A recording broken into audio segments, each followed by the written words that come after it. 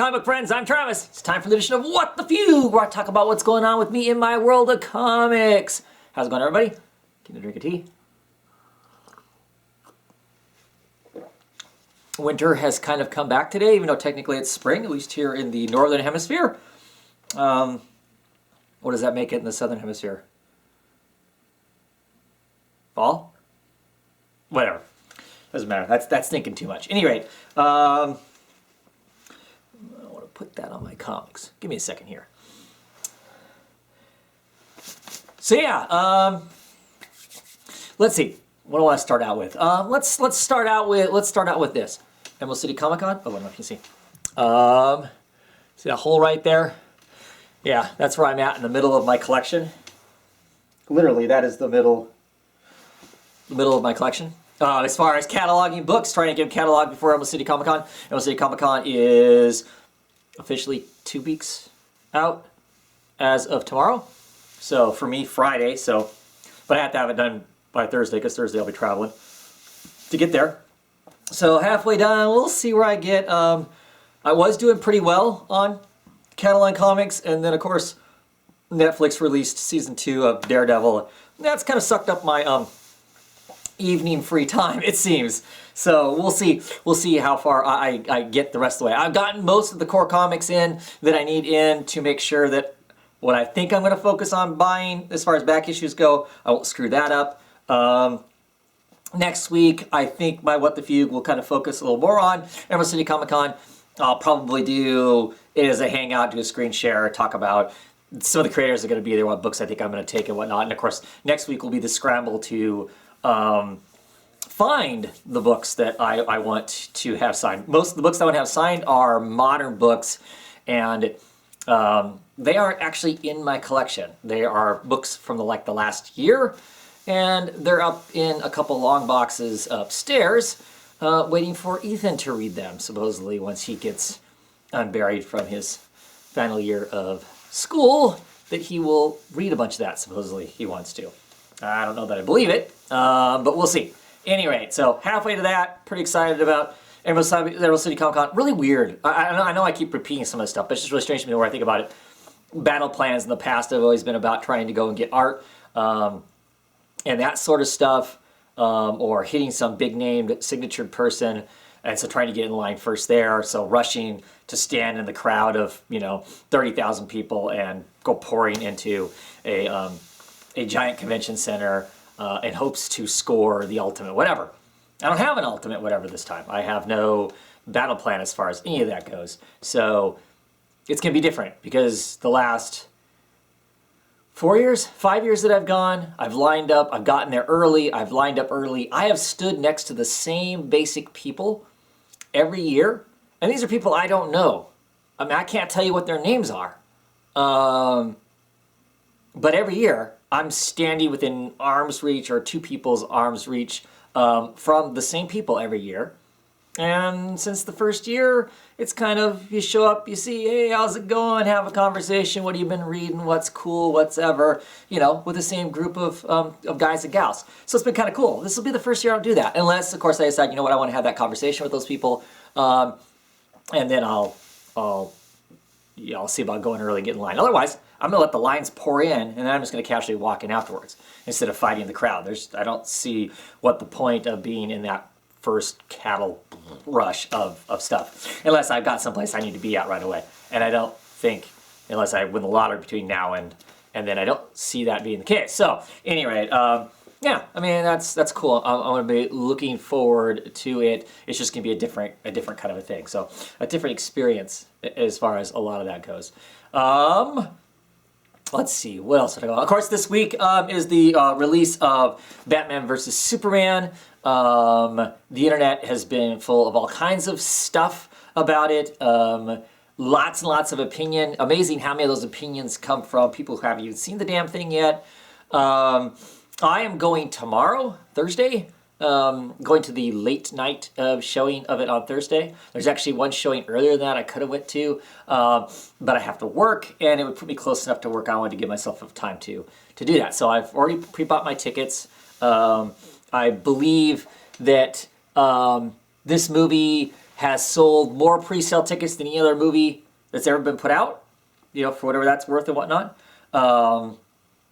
So it'll be interesting. I'm excited. I'm excited to go see it. Like I said, there's lots of naysayers. There's plenty of people who are already burning it down or whatever. You know, Rotten Tomatoes has already scored it as some crazy whatever, you know, kind of a thing. But you know, Rotten Tomatoes scores lots of stuff that's actually pretty good, goofy too. So I don't know. It is whatever it is, right? I plan on going. I plan on enjoying myself. I plan on enjoying what's there, unless it truly is awful, you know. But I'm going in open-minded. I'm going in with the idea that I am going to see what's there. I'm fairly sure there's large portions of it that I'll enjoy, just as a fan of the characters, of the environment. You know, I know there's some people who's going to say it's too dark. This isn't Superman or whatever. Some of that source material is pretty dark stuff, and even Clark was pretty dark in some of that source material stuff. So, you know, is whatever it is as far as that goes. One thing I do want to talk about, because it's been a long time, I guess, or it feels like a long time since I've talked, you know, social kind of things or whatever. But with the whole kind of hate going around the movie from some people and all of that stuff, and it kind of almost feels like it's sucking the joy that somebody else might have out of it. I almost let it get to me yesterday as far as, you know, I guess I got to turn off Twitter and stuff because I got tired of seeing it go by. I don't read anything as far as reviews and whatnot, but it was starting to bug me just how many people were tearing it down. You know, there's large contingent of the Marvel staff seems to burn it down. I know none of them have seen it, but they relish in trying to tear it apart.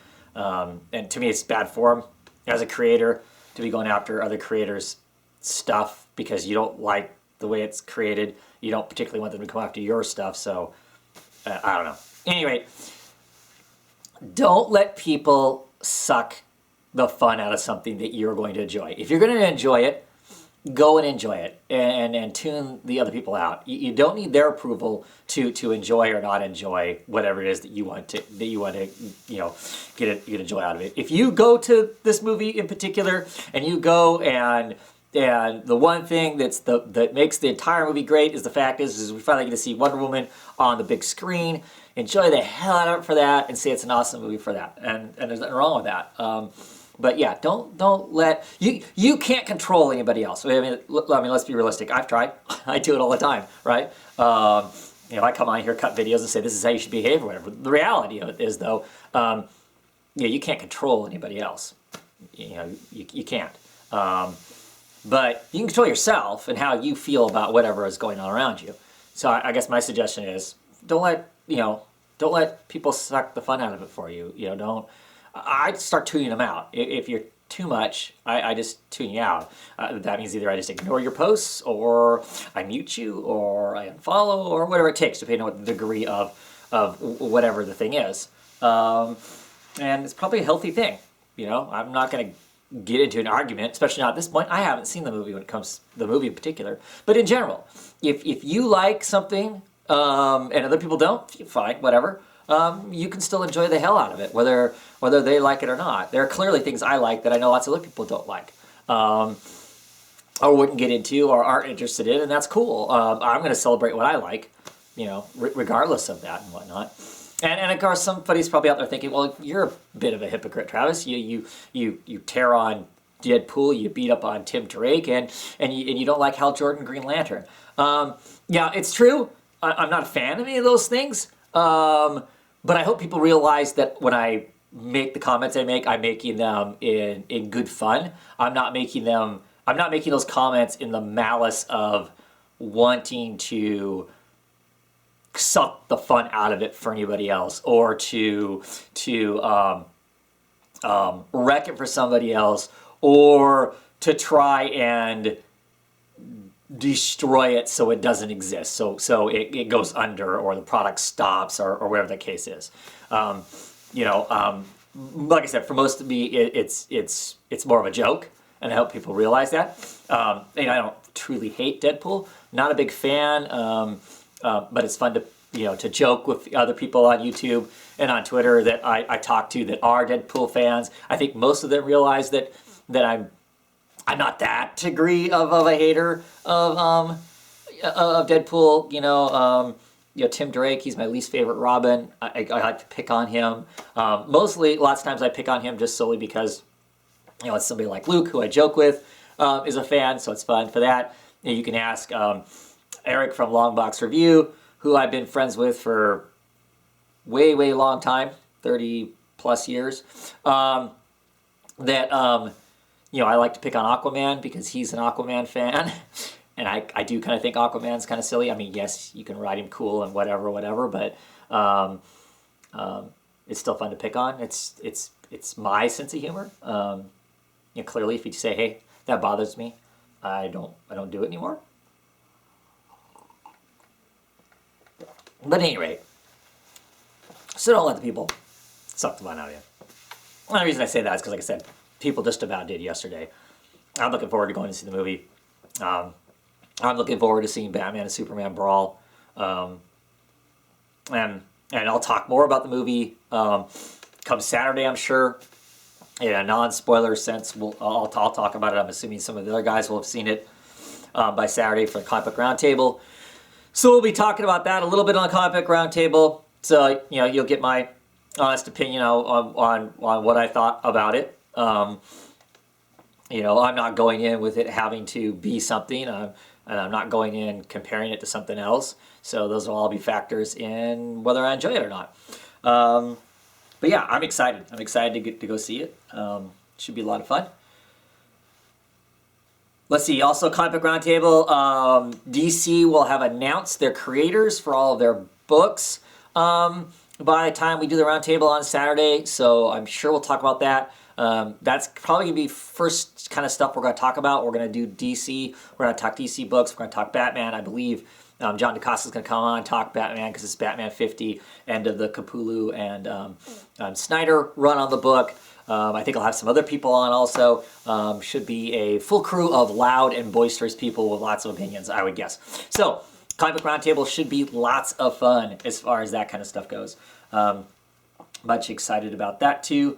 Of course, I don't have my books yet, but I've already heard people talking about it, and it sounds like it might be some crazy pants stuff. So, who knows? Of course, we may have to wait 5 years and then come back and have another conversation about this once the dust is settled and we have a better sense of how does their 50 issue run on Batman, how does that compare to other stuff? I mean, for one thing, kudos to them for getting to run 50 issues of a book. It's been quite some time since creators on a company-owned property have gotten to run that long on a book, it seems. With the exception, of course, Slott on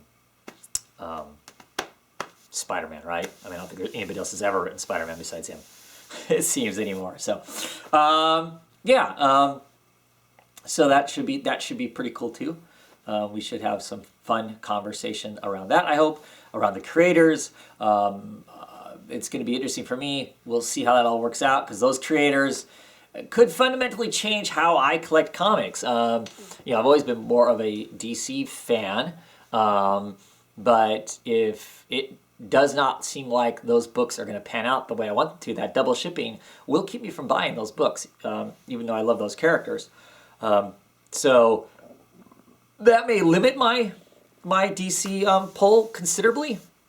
Marvel is starting to produce more events, and the books that I'm reading from Marvel are starting to get canceled. So as that happens, I will be getting less Marvel too. So I don't know. It's going to severely limit my superhero book reading, which is kind of a bummer. Because I like the superhero genre. I like all comic books, but I like the superhero genre. I think it's a lot of fun. I think it has a lot of merit, and so that's one of the reasons why I get DC and Marvel books.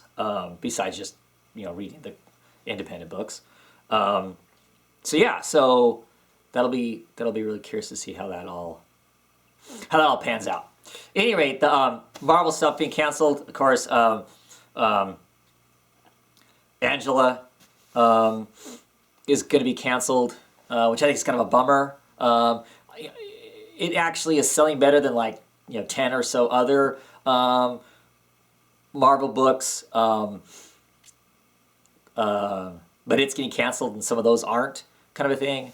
We'll talk on kind of Roundtable about some of their books that have been canceled, but Angela affects me personally because I read that book. I really like that book. I think that book is building its own kind of a thing that's kind of separate in some ways from the Marvel universe and whatnot. And I think there's a following. I think there's a following of people who really enjoy the book. It's just, now I talked a little bit about this on Twitter. I think it's just unfortunate. I think that I don't think any French book's going to make it with the big two, really. I don't. I mean, if you think you're going to get more than 10 issues, you're going to be lucky, I think, because it feels to me like the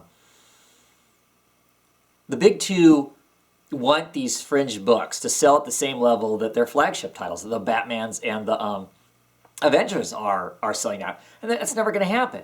Not enough people understand or know who it is or going to take the time for that. For one, money's expensive. The comic books are expensive, so a lot of people don't have the money to make a risky investment. So there'll be us fans. They'll be clamoring for these kind of side books and whatnot. And I don't think it's a matter of us. We ask for it and then we don't buy it.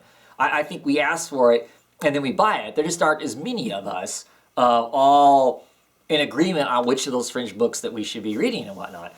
And so they aren't successful. I mean, I think you can kind of look at DC right now with the announcements so far of what they're going to be putting out under their new line, the Rebirth stuff. There aren't fringe books really. I mean, there's some that I think are going to be questionably fringe, but a whole lot less. They're basically shrinking their publishing house down as far as tightening up on the characters that they are. They're going with characters they know are successful, tried and true. That may mean that there are almost every book's got Superman or Batman in it, but they know that's successful and that's a business and that's what they're about. Is doing successful stuff. And if it's successful, if those are selling the most, that clearly means the largest audience is the most interested in those books. So you produce what your largest audience is interested in. I get it. I just wish that they had some other part of the business model where they went, okay, we've got these books that need to generate at a certain level, and they have to do that. They're our flagship. They're the stuff we're going to make movies about. They're the stuff we're going to do TV shows about. This is all the important stuff. We have this flagship stuff around. And if the creators we have on those books aren't doing it, the books aren't selling well enough, we get rid of those creators, we put new creators on, whatever they need to do as far as that kind of thing. And then they should have like another tier of hey, these are other franchise characters we're interested in keeping in the system and doing stuff with, but we understand that they are not the Green Lantern, Flash, Wonder Woman, Superman, Batman, Captain America, Wolverine, Spider-Man level heroes. So they need to be, this is the level of sales that we need them to be at. There's this threshold kind of thing. This is where it's at. And as long as we're meeting that, we're meeting our financial goals or whatever that is, to create those books. And maybe that's me asking too much of something that's about making money. Because I'm looking at it from the other end is what's the legacy and what's the creativity involved there. I don't know. Maybe fringe books have never really been successful. I don't know. I was thinking about that after I decided I was going to talk about this on my way home from work. And I started thinking about, well, have fringe books ever really been successful? And I guess it depends on what you consider a fringe book and what is successful. How long does a run have to go where you consider, wow, that was pretty decent. I don't know. I don't have answers, to any of that. Part of the conversation I had on Twitter, with Comics to Comics was about, how much is it the fans' responsibility? How much of us, the modern fan, isn't willing to have the patience to set and watch something build and create and slowly become something, and so fans don't stick with it. I don't know, because I don't know 100% what the sales are really for Angela. Like, I don't know what its online sales are. No one actually gives us those kind of numbers, so we have no idea. But like I said, there are other books that aren't being canceled that sold worse. And maybe it's just the fact is they couldn't figure out how to take Angela and fold it into the Civil War thing that I know is going to affect everything at some point. I mean, like Hercules sells way less than what Angela does. But it hasn't been well, it hasn't been canceled so much as it's now turned into, now it's going to be kind of a mini-series for a while that's tied into the Civil War stuff, I think, is my understanding of that. So maybe it's somehow they had the smarts to figure out how to fold Hercules into that stuff, and they couldn't find a way to do that with Angela. I just think it's unfortunate because Angela was kind of telling its own thing. It had its own stuff going on. It had its own representation going on in it. It had trans characters in it. It has strong female lead characters in it. So it had some great stuff going in it, and it was kind of telling a different message and telling a different story. It was kind of an epic romance of sorts. Is kind of what it's been up to this point. I mean, everything that Angela has done has been done largely for love. And what other superhero-ish kind of comic is doing that? There isn't any, right? Epic romance in a sense. So it's kind of a bummer. I'm not saying, oh my God, everybody should go out and buy the book. I don't think it was that great. I mean, as far as I really enjoyed it, I think it's got lots of great stuff in it, beautiful art, some smart, funny stuff that's written in it, and like I said, really interesting characters. But I mean, it's not The Vision, it's not Spider-Woman as far as Marvel books go. They just start rocking my socks off. But still, it just makes me think about the whole Fringe thing and whatnot, and I guess I just need to, as a fan, acknowledge the fact is I'm only going to get X number of issues of wherever it is, and do I want to invest in it like it's a miniseries and hope for the best with those kinds of things, or just not even bother because I'm going to get invested in it and then they're going to pull the plug on it. I don't know. Don't have an answer for that either because I'll work that out as I'm ordering my comics, I guess. I don't know. What do you think? I mean, is it, do we still put the money into those books and whatnot because we as the fans are clamoring for those things, but at the same time it feels like the company really isn't putting any support behind that stuff that we're clamoring for? It's like they'll put it out enough of it to kind of give us the wink nod, hey, we attempted to do this, and so they get that initial number one bump, right? That all comics, when they're released as number ones, pretty much will get a reasonably decent bump, unless there's something that people are really turned off by, and then and then it clearly drops because that's how all comics work. So they're just going to release these things to get that first bump. They cash in on that bump and then bail before you even have an idea of where the retention level is for the book, or give someone the opportunity to start a new storyline that they might be able to talk about on the news sites and stuff like that to get us interested in people who maybe aren't interested, who weren't reading the book because they didn't know what it was about or didn't really pay attention, to then suddenly go, okay, here's a new arc. This is what we're doing now. This is the kind of story we're going to tell that might get somebody excited by that thing and whatnot. I know there's lots of people out there who are interested in comics with diversity in them and stuff. And do they even know this book exists? I've seen some reviews of about issue 5, and the people were really surprised this comic was out there. They'd never heard of it, and this is the kind of comic they want to read because it represents them and their interest and whatnot. Well, heck, that thing's been around for a couple different series that have gone 5 or 6 issues, and all that stuff has in some sense to do with diversity and whatnot. So somebody's dropping the ball on the advertising. It shouldn't be us, the fans, that have to be the advertisers for that. The company needs to put some weight behind the products they're putting out. And when they don't, if they don't put the weight behind the product, then it makes you kind of wonder, how serious is this really? I mean, are they really serious about it? Because if they're not serious about it, as a fan, should I be bothered to even attempt to be invested in something I know you're going to pull the plug on in 5 issues? I don't know. Speaking of other stuff that's going to be that's ending, I don't know if this was the plan or whatnot. Christina pointed out to me on Twitter that Starve is ending. Final issue is number 10. And I think we're on issue 6 now. So that just leaves the rest of this arc that we're currently exploring, and it's over with. And I think it's unfortunate. I don't know why that is. I don't know if that's because of sales or whatever. But it, to me, feels like that there is a lot more story that can be told than what's going to be told in 4 issues. There's just way too much stuff that can be told. So I don't know. I don't know what the sales are for that book and whatnot, and it being an Image book. I don't know what they have to, where the threshold's at for them, or the creators got bored. I have no idea because I don't follow any of the creators that make the book. I just enjoy the books.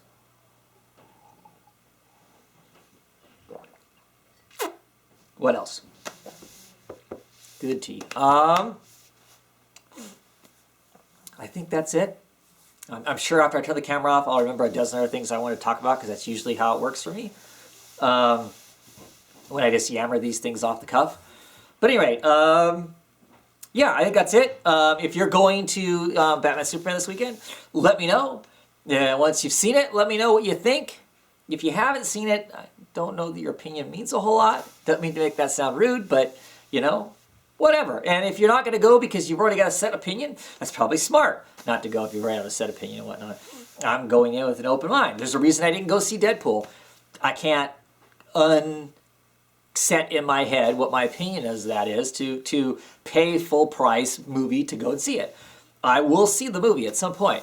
I'll probably rent it and I'll watch it that way, and then I'll have an honest opinion about it.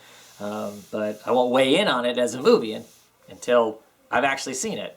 But anyway, like I said, don't let other people suck the fun out of things for you. Maybe someday in the pipe dream of pipe dreams, we'll change the culture of the internet and make it about being supportive and positive and that sort of stuff. So when you turn on to look at or about that stuff, you'll hear people saying it's either great, or you'll hear a bunch of people basically kind of being quiet or going, these are the things I think are wrong with it, but not turning it into the over-the-top, this is the most disgusting thing ever shenanigans that the internet seems to largely partake in a lot of times. And we all do that. I'm not faulting anybody there. We all do that. I mean, I clearly do it at times. If something's really bad and it hits me the right way, I'm going to rant and rave about it. So, anyway, I'm just blabbering now and making no sense, and my tea is getting cold. So I'm going to go drink it, and I will see you this weekend for, I'm sure, lots and lots of comic talk. Have a great one.